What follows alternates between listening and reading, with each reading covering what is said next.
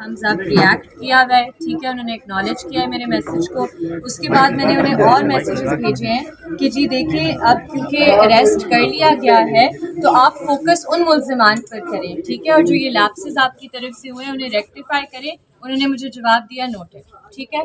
تو اب یہ کہنا کہ جی ان کی کسٹڈی میں نہیں تھے، یہ تو ایک بہت آؤٹریجس چیز ہے، یہ ایک جھوٹ ہے.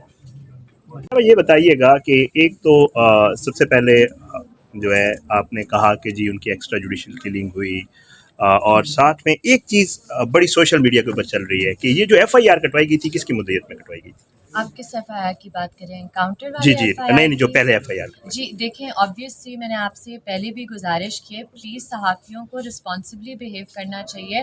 آپ بالکل یہ چیز سوال یہ پوچھ بھی نہیں سکتے کہ کس کی مدعیت، کون کمپلیننٹ، یہ قانون کے تحت پروہیبٹڈ ہے. میں ہاتھ جوڑ کر آپ سب سے ریکویسٹ کری ہوں پلیز آپ اپنی ذمہ داری صحیح طرح سے نبھائیں.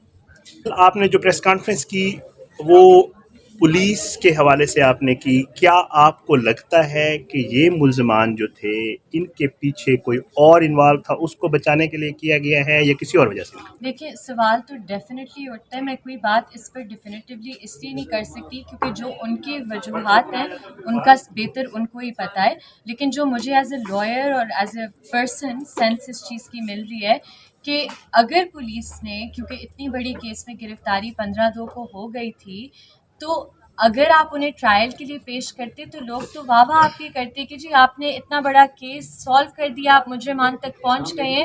تو ایسی کیا چیز ہے، ایسا کون بندہ ہے یا بندے ہیں جنہیں یہ پروٹیکٹ کرنے کی کوشش کریں کہ ملزمان کو بس مار دو تاکہ وہ کوئی بات نہ کریں. یہ ایک بہت کنسرننگ چیز ہے، ظاہری سی بات ہے. اچھا ایک آپ سے سوال ہوا تھا، میں اس کو تھوڑا شوگر کوٹڈ کر دیتا ہوں. وہ یہ ہے کہ آپ کو جو ہے یہ پتہ ہے کہ ہمارے ملک میں جو سسٹم ہے، جب کوئی کلپریٹ پکڑا جاتا ہے پھر اس کا ایک لمبا طریقہ کار ہے. جیسے میں اب مثال دیتا ہوں آپ کو، موٹر وے زیادتی کیس ہوا، یہاں نور مقدم کا کیس ہوا اسلام آباد میں، ملزمان کو لوور کورٹ سے سزائے موت بھی ہو گئی لیکن آج تک وہ ملزمان جیلوں میں موجود ہیں.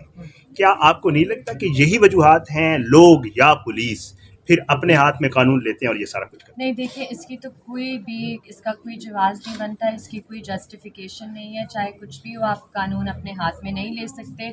دیکھیں اس طرح تو پھر جو سروائیورز ہوتے ہیں وہ بھی قانون اپنے ہاتھ میں لے کر خود ڈھونڈنا شروع کر دیں، مارنے لگ جائے لوگوں کو، تو یہ تو انارکی کریٹ کرے گی. ہاں یہ بات آپ کی بالکل درست ہے، یہ سوال 100% درست ہے کہ دیکھیں نظام میں مسائل ہیں اور آج اسی چیز پر ہم بات کر رہے تھے کہ ان مسائل کو ریزالو کرنے کے لیے ہمیں اوپر سے پارلیمنٹ سے، پولیٹیشین سے، ان کی انوالومنٹ سے پروسیسز کو ریفارم کرنا ہوگا.